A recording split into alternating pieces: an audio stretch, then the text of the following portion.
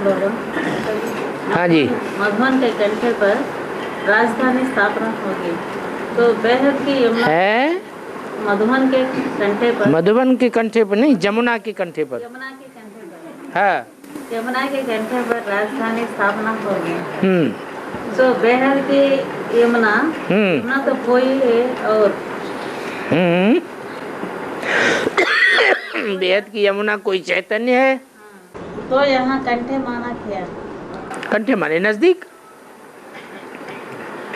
आदि में यमुना थी तो अंत में भी यमुना होगी। एडवांस के भी आदि में थी तो बेसिक के भी आदि में थी तो अंत में भी थी। ऐसे ही जब राजधानी स्थापन होगी तो यमुना नदी के कंठे पर अर्थात चैतन्य में यमुना भी होगी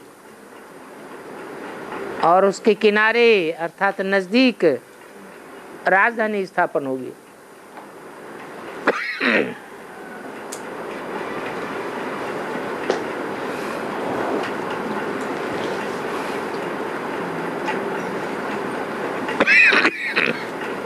बाबा, जो आत्मा है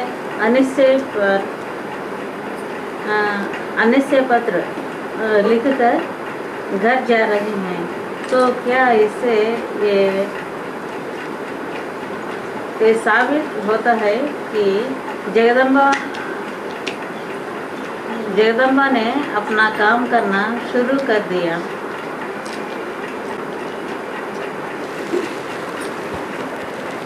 जगदम्बा ने जब काम शुरू नहीं किया तब अनिश्चय पत्र लिख के नहीं जाते थे। झाड़ होता है, झाड़ में पुराने पत्ते झड़ते रहते हैं, नए पत्ते निकलते रहते हैं। ये तो शुरुआत से ही होता चला आया है। बेसिक में भी होता चला आया तो एडवांस में भी ऐसा होता चला आया। नए नए को निश्चय पैदा होता है, निश्चय बुद्धि बनते हैं और बहुत ऐसे पुराने हैं जो अनिश्चय बुद्धि होके टूट जाते हैं।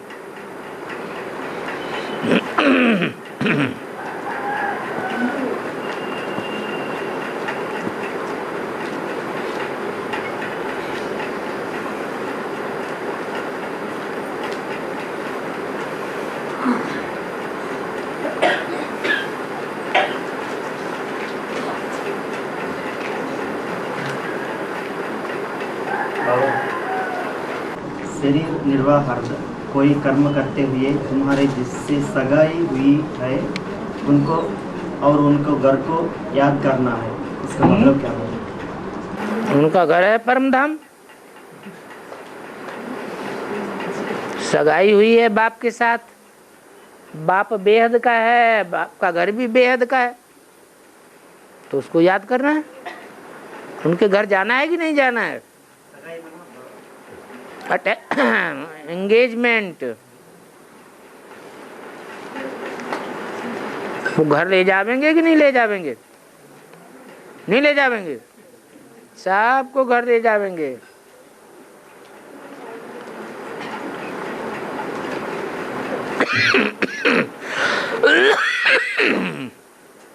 पीयू की वाणी को शंकर का तांडव नृत्य कहेंगे क्या?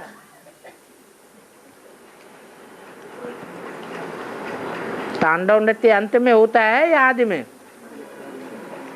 है? कब होता है?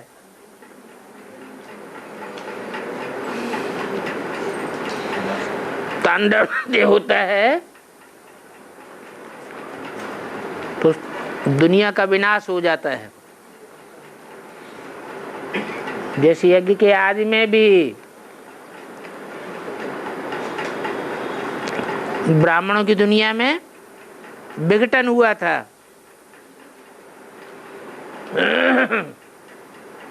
तो अंत में भी ऐसा विघटन होता है।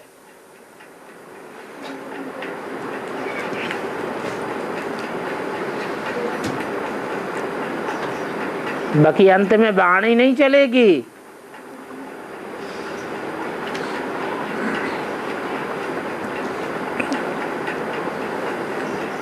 वाचा स्थूल चीज है और वाइब्रेशन सूक्ष्म चीज है। अंत में ब्राह्मणों की दुनिया का विशेष पुरुषार्थ वाइब्रेशन को चेंज करने का होगा।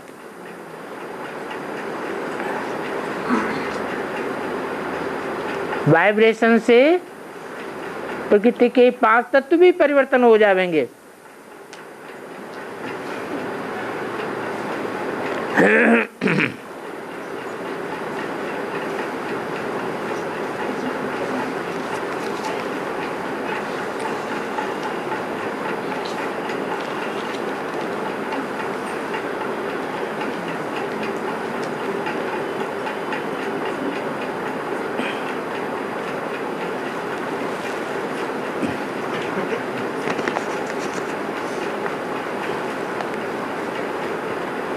अव्वल नंबर की जो सीता है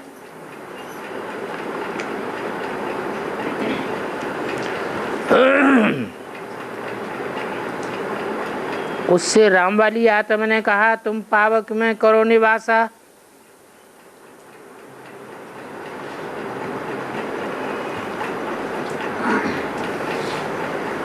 जब लगे करो निशाचर नासा। तो इस बात में राम वाली आत्मा ने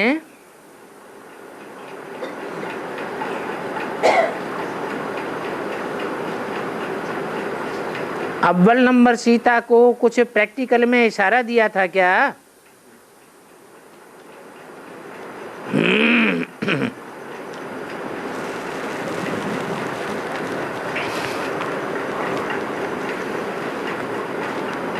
शास्त्रों में जो बातें लिखी हुई हैं वो बातें कविता है, कवि की कल्पना है। और कल्पना ज्यों की त्यों नहीं होती है जैसा ड्रामा होता है। बाकी इतना जरूर है कि कोई एक्ट ऐसी होती है जिससे इशारा मिल जाता है।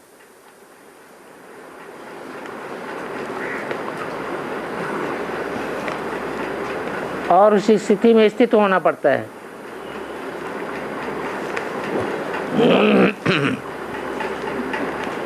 बाबा, अपनी पिछाड़ी भूलों को अपने आप को कड़ी सजा दो तो कैसे होगा? अपनी पिछाड़ी भूलों को अपने आप को कड़ी सजा दो। अपनी पिछाड़ी भूलों को क्या? अपना श्रीमत के लिए वर्कलास करते हैं करना। हाँ, उससे भूले होता श्रीमत के बरखिलाफ जो भूलें हो जाती हैं अपने आप को कड़ी सजा दो। उनको उनकी सजाएं धर्मराज न दे, बल्कि उनकी सजा हम स्वयं ही निश्चित कर लें और कड़ी सजा दे करके खत्म कर दें, तो हमारा पद नीचा नहीं होगा। अगर धर्मराज को सजा देनी पड़ी तो सजा भी कड़ी खाएंगे, क्योंकि लंबे समय तक उसका ब्याज भी बढ़ जाएगा। और अभी तुरंत का तुरंत सजा दे करके अपने को खत्म कर लेंगे तो सजा भी हल्की रहेगी और पद भी भ्रष्ट नहीं होगा।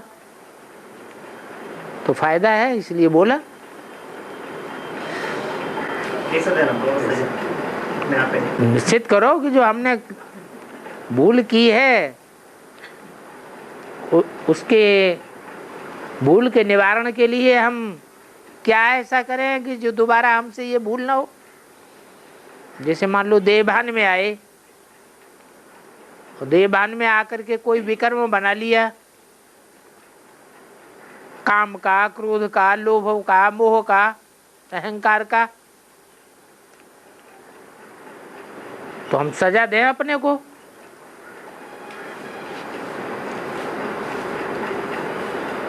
कि हम रोज 1 घंटा आत्म की स्थिति में बैठेंगे, कुछ भी हो जाए आत्म की स्थिति में रहना ही ये कड़ी सजा है।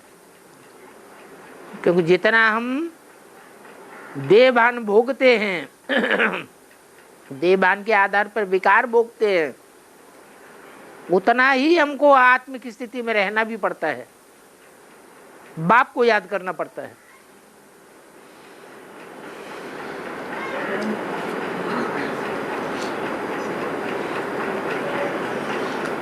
और भारत तब गरीब बनता है जब नाम हिंदुस्तान पड़ा। तो शूटिंग पीरियड में कैसा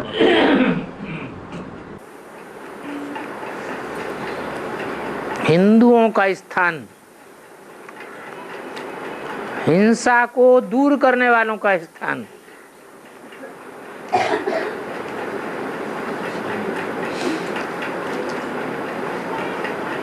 हिंसा को दूर करने वाले देवता थे या द्वैतवादी राक्षस थे? देवता तो हिंसा को दूर करने वाले थे। जब से द्वैतवादी दुनिया द्वापर शुरू हुआ तब से हिंसा की शुरुआत हुई।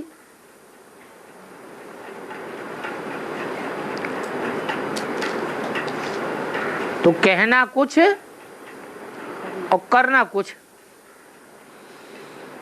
कहते हैं कि हम हिंदू हैं, हिंसा को दूर करने वाले हैं, दुईते दूर करने वाले हैं, लेकिन करते क्या है? और ही हिंसा को बढ़ाने वाले बन गए।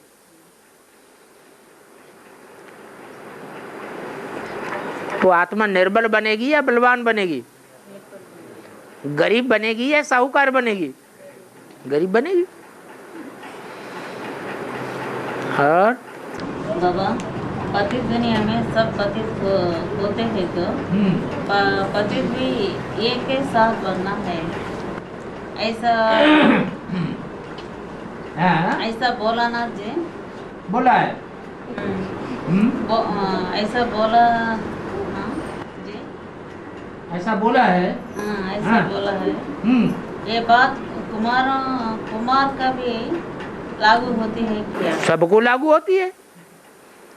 पतित बनना कोई एक कर्मेंद्रिय से थोड़ा ही होता है। पतित तो होती है, तो कुमार किसके साथ पतित बनना है? क्यों? आंखों से किसी के साथ पतित बन सकते हैं। आंखें तो कहीं भी रास्ता चलते पतित बन जाती हैं। तो इशारा दिया कि इंद्रियों का ही अगर संग करना है तो एक के साथ करना है, बाप के साथ करना है। बाप को अपना बनाया तो बाप से आंखें मिलाओ। दूसरों के साथ क्यों मिलाते हो? बाबा, पत्तों से भी बीज पावरफुल है ना? है, पत्तों से बीज बहुत पावरफुल है। पावरफुल है ना जी? तो भी सारे मगर जो पहला पत्ता के ऊपर क्यों जाती है जी? है क्योंकि जैसे बीज होता है बाप, और बाप से पहला पत्ता माने पहला बच्चा पैदा होता है। तो पहला बच्चा पावरफुल होगा या कमजोर होगा? क्यों पावरफुल होता है? क्योंकि माँ बाप के लंबे समय की प्योरिटी के बाद पहला बच्चा की पैदाइश होती है। तो ऐसे ही इस षष्ठी रूपी झाड़ में भी पहला पत्ता कृष्ण है। लंबे समय की जो प्योरिटी हम धारण करते हैं संगम युग में, उसकी पहली पैदाइश है। तो पावरफुल रचना होगी या कमजोर होगी? पावरफुल रचना होती है, इसलिए सबकी नजर उस पर जाएगी। क्योंकि एक के पतित बनने से सब पतित बनता है। ये बात कृष्ण बच्चा के ऊपर की लागू होती है ना? जिसके ऊपर नजर जाती है तो उसको सब देखते हैं, उसको ही देखेंगे तो उसको ही फॉलो करेंगे। जिसको फॉलो करेंगे तो उसके नीचे गिरने से सब नीचे गिर जाएंगे। वो ऊपर उठेगा तो सब ऊपर उठ जाएंगे। बड़े को देख करके बड़े जैसा कर्म करते हैं, बड़े को देखकर छोटे भी वैसा ही कर्म करते हैं। तो इस षष्ठी रूपी वृक्ष में बड़े ते बड़ा, पहले ते पहला पत्ता कौन सा है? कृष्ण पत्ता है। वो सुधरा तो सारा जग सुधरा। बड़ा भाई बाप समान कहा जाता है।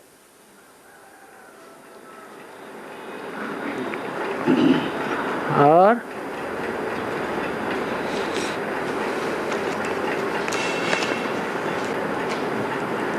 जब नारद मुनि ने पारिजात वृक्ष से फल तोड़ा तो उसको उसमें जोड़ी जोड़ी ही दिखाई देती थी, और कुछ उस फल में दिखाई नहीं देता था। तो नारद ने वो फल शंकर जी को दिया, शंकर ने वो कार्तिकेय को सौंप दिया। तो इसका मतलब क्या हुआ?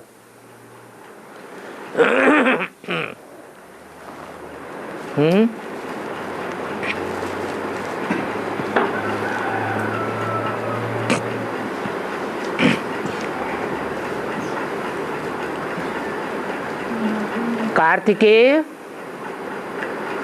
निवृत्ति मार्ग के धर्मों का हेड है, या प्रवृत्ति मार्ग के जो धर्म हैं सूर्यवंश और चंद्रवंश उनका हेड है?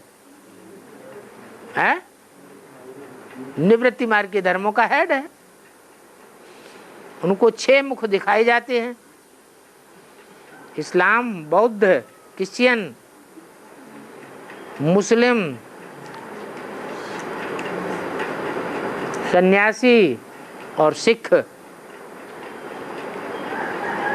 6 धर्म हैं जो आस्तिक हैं, लेकिन विधर्मी हैं और विदेशी हैं और निवृत्ति मार्ग वाले धर्म हैं। प्रवृत्ति का पोषण करने वाले नहीं हैं, प्रवृत्ति को बना के रखते हैं या झट से प्रवृत्ति को तोड़ देते हैं, प्रवृत्ति को तोड़ने वाले हैं।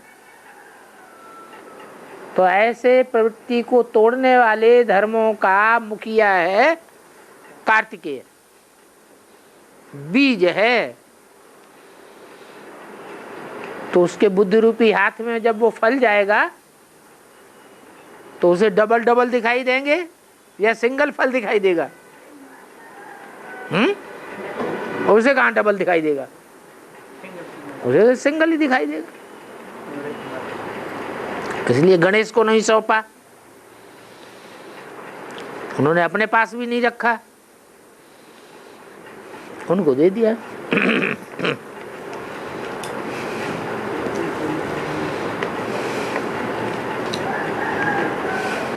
बाबा, चाणक्य का अर्थ क्या है? चाणक्य का अर्थ क्या है? चाणक्य, चाणक्य, उनके बाप का नाम था चणक, और चणक का बच्चा चाणक्य। बच्चे के अर्थ में एक मात्रा बढ़ जाती है। जैसे ब्रह्मा, तो ब्रह्मा का पुत्र ब्राह्मण, मात्रा बढ़ गई। विष्णु का फॉलोअर वैष्णव, शिव का फॉलोअर शैव, आई की मात्रा बढ़ गई।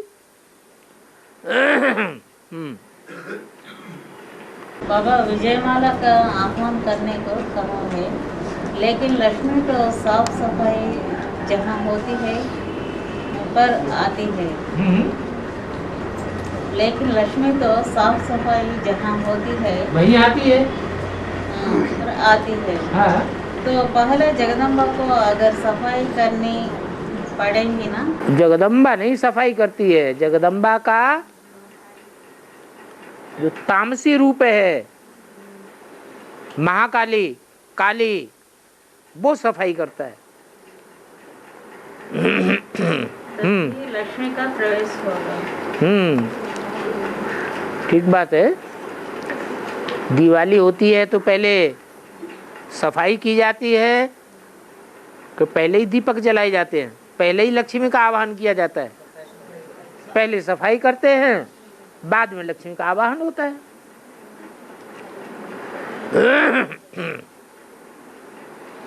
तो झाड़ू लगाने वाली तो जरूर चाहिए।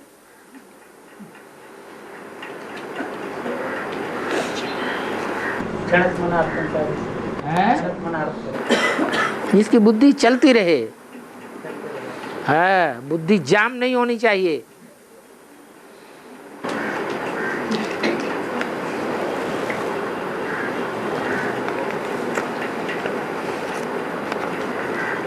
बाबा कहते हैं अब मुझे याद करो और ट्रस्टी बनकर श्रीमत पर चलो, हर बात में राय लेते चलो। बच्चों की शादी आदि करनी है तो मना थोड़ा ही करते हैं, मना नहीं करते है? क्या करते? शादी बर्बादी तो है, लेकिन बच्ची अगर शादी कराना चाहती है, ज्ञान में नहीं चल रही है और शादी नहीं करेंगे, वो किसी के साथ भाग जाएगी, मुंह काला कर जाएगी, तो समाज में हंसी उड़ेगी कि देखो पैसा नहीं खर्च करना चाहता।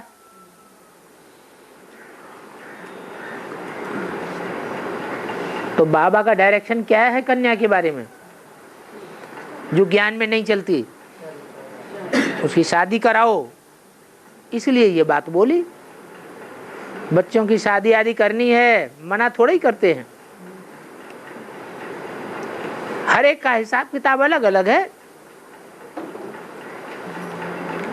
जैसे जैसे बच्चे हैं वैसा वैसा उनका हिसाब किताब देखा जाता है, हिसाब किताब देख करके राय दी जाती है।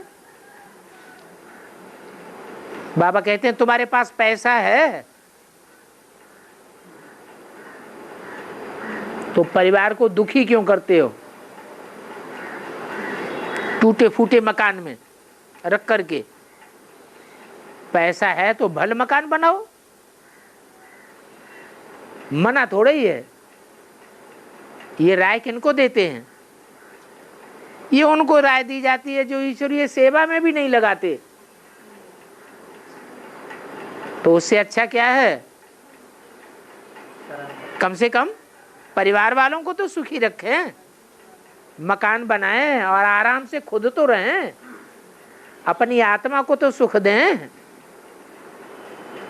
ईश्वरीय सेवा में तो लगा नहीं सकते, इतना उनको निश्चय नहीं है जो ईश्वरीय सेवा में लगाएं।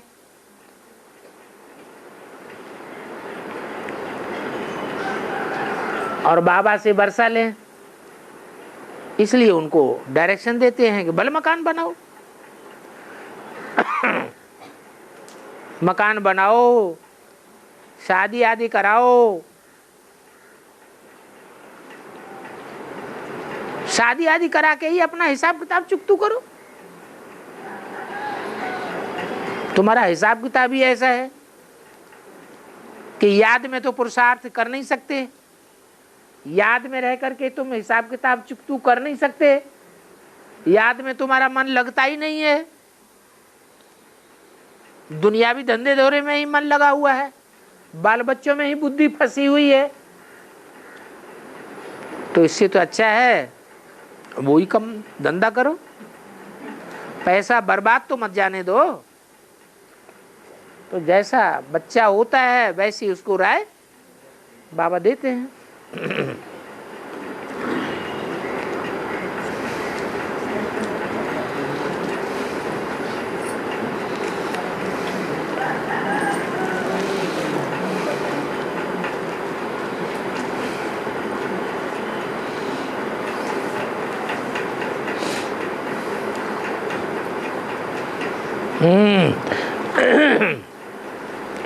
बाबा लक्ष्मी नारायण के चित्र में कृष्ण को तो बंसुरी पकड़े हुए दिखाया ही है, लेकिन राधा को बंसी पकड़े हुए क्यों दिखाया है? लक्ष्मी नारायण के चित्र में जो लक्ष्मी नारायण खड़े हैं और नीचे जो राधा कृष्ण खड़े हुए हैं, उनके माहौल में कोई अंतर दिखाई पड़ रहा है?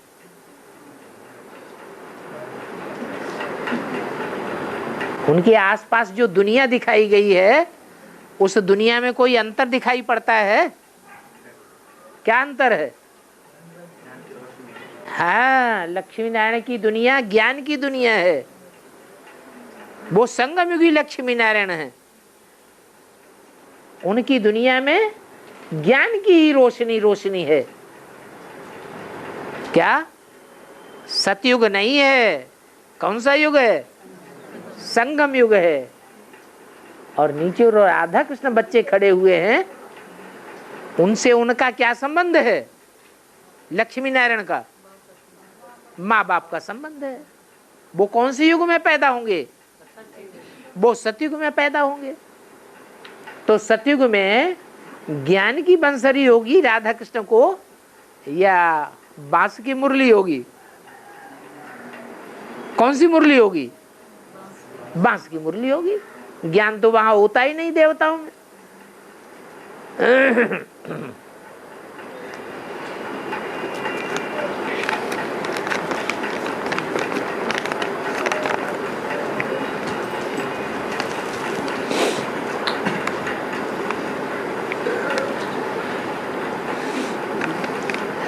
सन्यासी पहले जंगल में रहते थे, बाद में तमो प्रधान हो गए तो शहरों में घुस पड़े। ब्राह्मणों की दुनिया में इसकी शूटिंग कैसे होती है?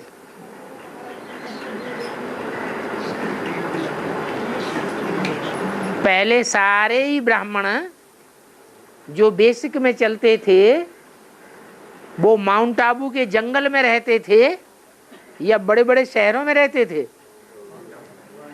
माउंट आबू के जंगल में रहते थे। फिर जब तमो प्रधान बने तो बड़े बड़े शहरों में घुस पड़े, बड़ी बड़ी महलें, माड़ियां, अटारियां बनाने लग पड़े, खूब पैसा कमाने लग पड़े और ऐशो आराम के साधन इकट्ठे करने लग पड़े। अभी आदि में जो था वो फिर अंत में भी, वो फिर अंत में होगा।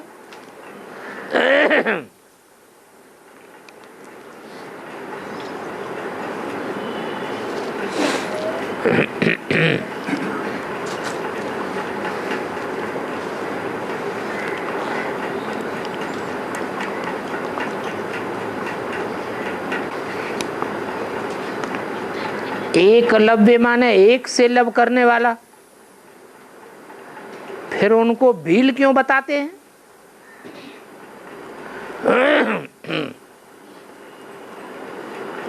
भील को भेंट किससे की गई है? भील ने जो पुरुषार्थ किया, उस भील की भेंट किससे की गई है? किसे? अरे पांडवों से की गई। पांडव कौरव राज परिवार में रहते थे, राजकुमार थे, और भील को राजकुमार कहेंगे? भील तो दो टिक्कर खाने वाले, जंगल में झोपड़ी बना के रहने वाले। तो दोनों में साहूकार कौन हुआ और गरीब कौन हुआ? भील हुआ गरीब और पांडव कौरव हुए साहूकार। तो उनको भील दिखाया है, गावड़े का छोरा दिखाया है।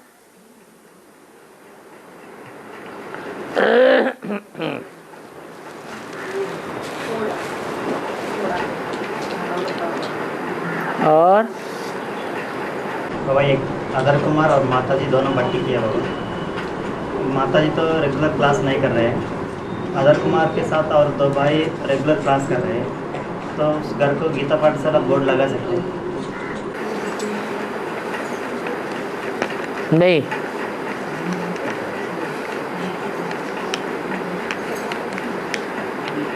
अब ये तो पूछा ही नहीं क्यों। अभी बोलते हैं। हमारी पढ़ाई का लक्ष्य क्या है? हैं?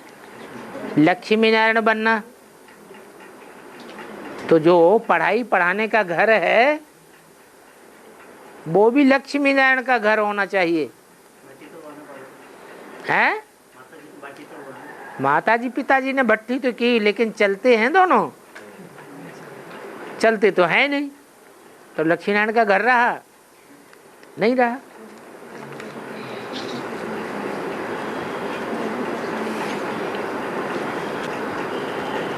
ओम नमः शिवाय में दिखाया है, नारद ने शंकर से कहा, हे भोलेनाथ, आपकी कौन सी ऐसी मुसीबत आन पड़ी जो आपको भी अग्नि परीक्षा देनी पड़े?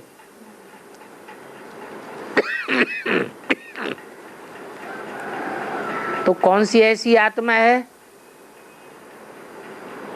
जो आपकी परीक्षा ले सकती है? तो शंकर ने उत्तर दिया, शिव की परीक्षा शिवा तो ले ही सकती है। तो यहाँ पर कौन सी सेवा की बात है? भारत माता की बात है या जगत माता की बात है? ब्रह्मा को भारत माता कहेंगे, ब्रह्मा, या जगत माता कहेंगे? है? जगत माता कहेंगे। उस ब्रह्मा के पेट से भारत माता का जन्म होता है या नहीं? ब्रह्मा की बेटी कौन है? है? ब्रह्मा की बेटी भारत माता। तो जगदम्बा कहो या भारत माता कहो, दोनों को अलग अलग नहीं कर सकते, दोनों ही एक ही हैं।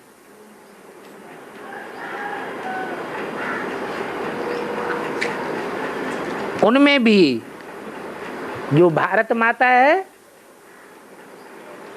उसमें प्योरिटी ज्यादा है या जगत माता में ज्यादा प्योरिटी है? भारत माता में प्योरिटी ज्यादा है, तो परीक्षा लेने की सवाल ही नहीं। परीक्षा कब होगी? जब इम्प्योरिटी होती है तब ही परीक्षा होती है। ज्ञान में चलने वाले बच्चों की भी परीक्षा कब होती है? जब पवित्रता को फॉलो करते हैं तो उनकी माया परीक्षा लेती है। तो शिवा के भी 2 रूप हैं, एक है सत्ययुग त्रेता का भारत माता का पवित्र रूप, और दूसरा है जगदम्बा का, जो सारे जगत की अम्बा है। सारे जगत में सब धर्म की आत्माएं आ जाती हैं, सब धर्मों की आत्माएं उसकी गोद में खेलती है।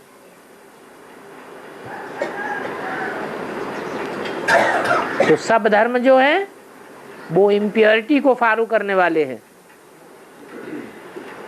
अपवित्रता को फॉलो करने वाले हैं। तो शिव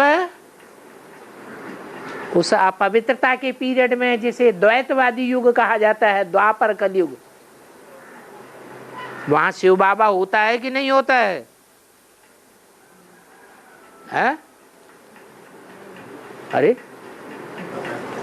है? इस सृष्टि पर सदा कायम कोई चीज है नहीं, सदा कायम तो एक शिव बाबा ही है।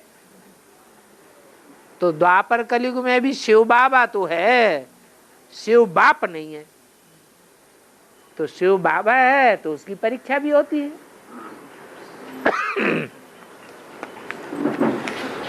और हरामजादे साहबजादे है, अर्थ बताइए बाबा। हाँ, हरामजादे जो ज्ञान में आने के बाद भी श्रीमत पर न चले, हरम्मापन करते रहे। क्या हाय राम अच्छा या जय राम अच्छा? राम की जय जयकार हो वो अच्छा, या हाय राम हो वो अच्छा है? जय राम होना अच्छा। लेकिन कोई उल्टा काम करते हैं, बुरा काम करते हैं, तो कौन से राम हुए? हाय राम हुए, हाय राम ज्यादा है।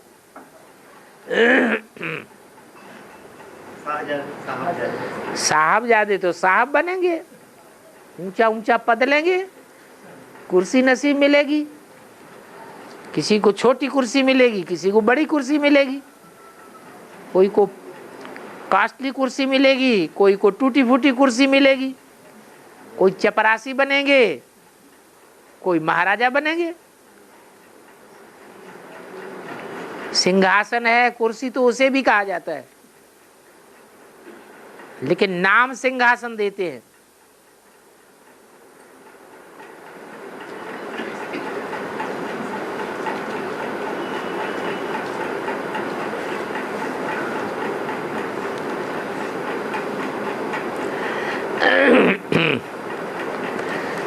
बाबा, जब ब्रह्मा की आत्मा 18 जनवरी को बेसिक में अव्यक्त वाणी चलाती है कि नहीं? चलाती है। और उसी वक्त हमारे शिव बाबा यहाँ पर मुरली चला रहे हो, उसी वक्त चलाते हैं क्या? है? ब्रह्मा बाबा का चंद्रमा का पार्ट है या सूर्य का पार्ट है? चंद्रमा रात में काम करेगा, रात में रोशनी देगा, या दिन में रोशनी देगा? है? रात में चंद्रमा रोशनी देता है, और सूर्य दिन में रोशनी देता है। तो ये बात तो साबित ही नहीं होती है कि जब ब्रह्मा बाबा मुरली चलाए उसी समय शिव बाबा भी मुरली चलाए। तो मुरली पढ़ेगा कौन? अरे मुरली चलाने का टाइम ही उनका अलग अलग है। अलग अलग है या नहीं है? अलग अलग है।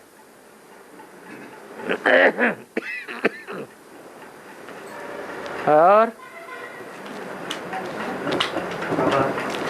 जहाँ संहार करना है, जहाँ संहार करना है, संहार करना है, विनाश करना है, वहाँ रचना नहीं रच लेना। ठीक है। और यहाँ रचना रचनी है, हाँ? संहार नहीं कर लेना है? मतलब क्या?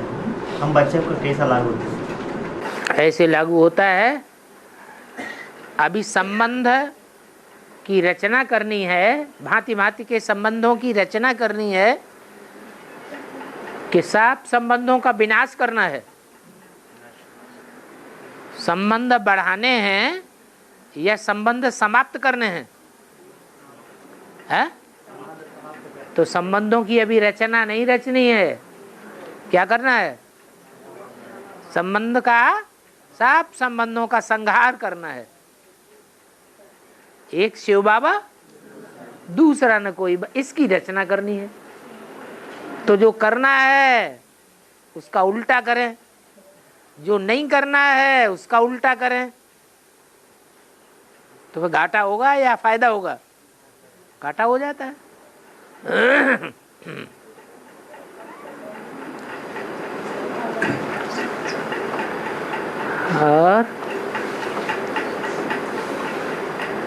और पतित पावन बाप के यज्ञ से परवत होनी है, ना कि पतित के घर से। ऐसा बोला था बाबा। ये नॉन सरेंडर वालों को कैसा लगा? है? नॉन सरेंडर वालों को कैसा लगा? कौन से दल? Non surrendered. नॉन सरेंडर्ड, जो सरेंडर नहीं हुए हैं, जो सरेंडर नहीं हुए हैं उनको जो पालना लेनी है, आत्मा की पालना होती है कि नहीं होती है, कि शरीर की पालना होती है? पालना शरीर की ही होती है कि आत्मा की भी होती है? है? दोनों की होती है। तो शरीर की पालना की बात नहीं है। कौन सी पालना की बात है? आत्मिक पालना की बात है। आत्मा की पालना जन्म जन्मांतर की है और शरीर की पालना तो सिर्फ इसी जन्म की है। तो बेहद के बाप से कौन सी पालना मिलती है? आत्मिक पालना मिलती है। तो उसके लिए बोला गया है, अब वो चाहे सरेंडर हो और चाहे नॉन सरेंडर हो।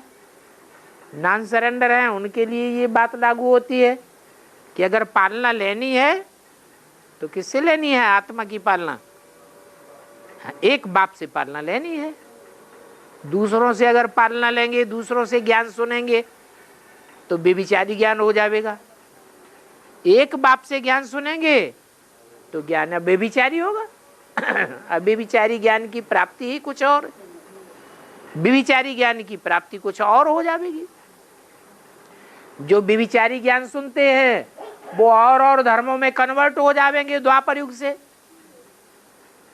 कोई इस्लाम धर्म में चले जाएंगे, कोई क्रिश्चियन धर्म में चले जाएंगे, कोई मुस्लिम धर्म में चले जाएंगे, कोई सन्यास धर्म में चले जाएंगे, कोई नास्तिक बन जाएंगे।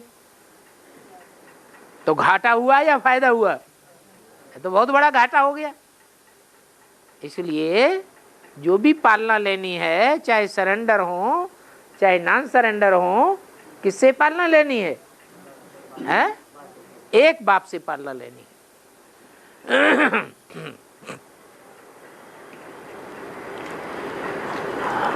हाँ,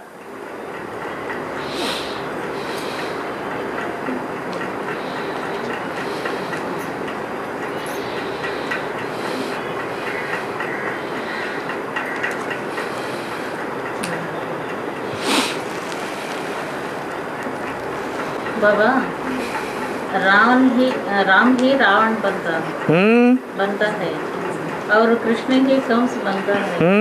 तो बाप का पाठ कोई आत्माओं को अभी रावण के रूप में दिखाई देता होगा क्या? है? तो बाप का पाठ कोई आत्माओं को अभी रावण के रूप में दिखाई देता होगा क्या?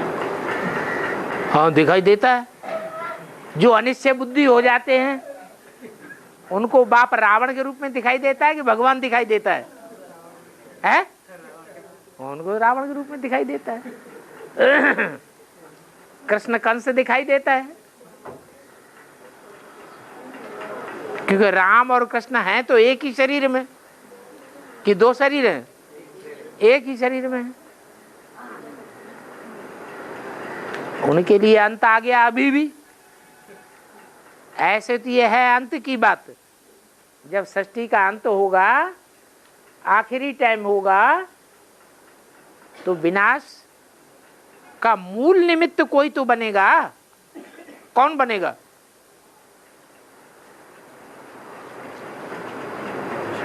विनाश करने में जो आत्माएं निमित्त बनेंगी वो नंबरवार होंगी या सब एक जैसी होंगी?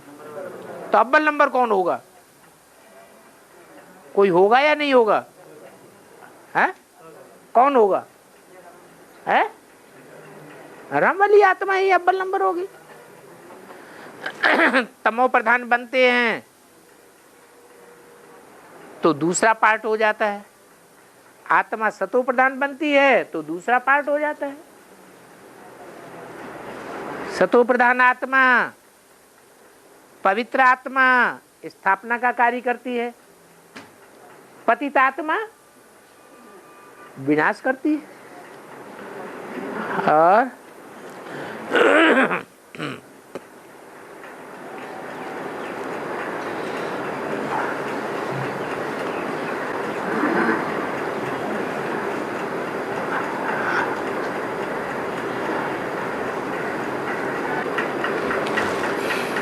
बस ओम शांति।